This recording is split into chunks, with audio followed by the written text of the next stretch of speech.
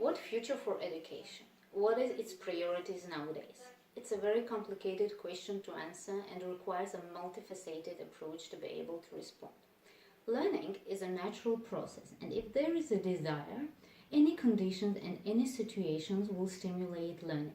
But enabling learning environment inspires a lot and to pursue learning. By enabling learning environment, I mean all the necessary settings, equipments, including safety, simplicity, neatness of the place where the learning is taking place.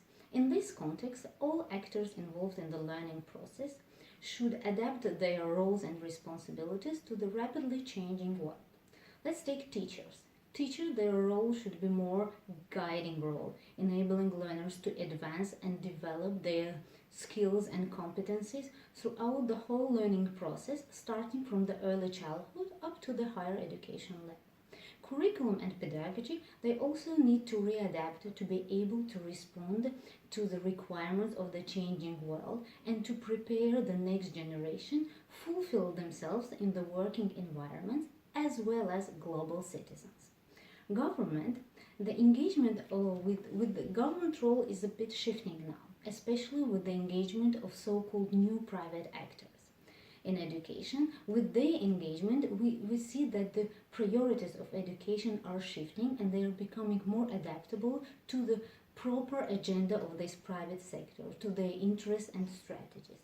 So this leads the shifting of the role of government from being mainly provider of education to more as a regulator or coordinator of the educational process, but at the same time giving the private sector some flexibility and freedom either through the legislative instruments or through the standard setting.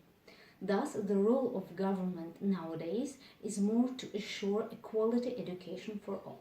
Moreover, the whole learning system should be structured in a way that each and every learner, even vulnerable one, marginalized ones, could easily integrate into the program, even if he or she has a different background.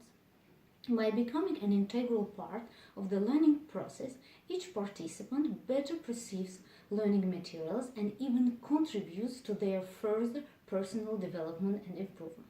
Furthermore, interactive learning environment where peers and instructors are in constant communication and interaction, this engages learners to analyze more, to think differently from different aspects, and to develop their creative and innovative thinking. Furthermore, learning should not be a competition. Exams, tests, and all pressure around this can demotivate the learners. By focusing on, especially by focusing more on their short-term memory, which in long run has no substantial impact of their knowledge gaining. There is an urgent switch from discouraging comparisons among learners to encouraging individuals to concentrate on their learning development. So it was fairly mentioned that learning is now, like education now, consists of four main pillars: learning to know, combining general and specialized knowledge gaining; learning to do, where the learner is more into the gaining professional skills and competences; learning to be, developing and perceiving one's own personality; and learning to live together. Here comes the humanistic approach of education by developing respect, understanding and tolerance towards others. World is changing now, and education has to adapt as well.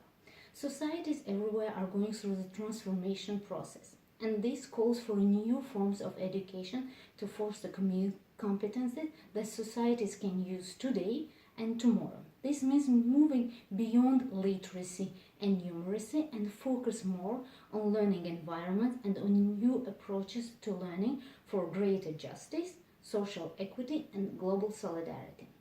Education must be more about learn how to live, to understand and to perceive each other. It must be more about cultural literacy on the basis of respect and equal dignity, helping to weave together the social, economic, environmental dimensions of the sustainable development.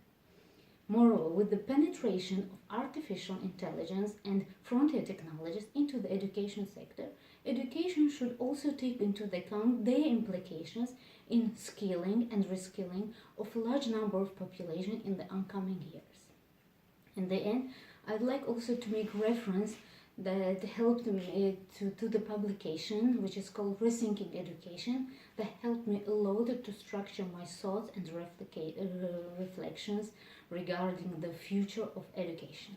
Thank you.